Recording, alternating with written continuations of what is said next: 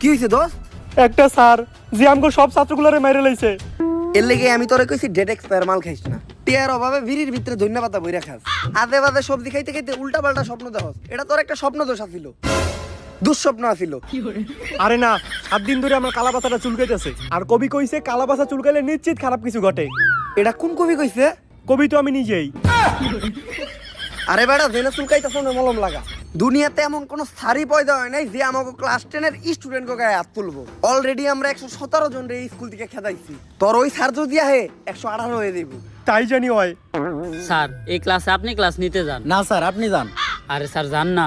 আরে স্যার এখন আপনার পিরিয়ড, আপনি যান। না স্যার, আমি এই ক্লাসে ক্লাস নিতে যাবো না। কি ব্যাপার, আপনার ক্লাসে না যায় এইখান দাঁড়ায় গল্প করতেছেন কেন? স্যার এই ক্লাসের স্টুডেন্ট এতই খারাপ, যেই স্যার এই ক্লাসে ক্লাস নিতে যায় সে স্যার আর এই স্কুলে টিকতে পারে না। তাই আমরা কেউ এই ক্লাসে ক্লাস নিতে যাইতে চাই না।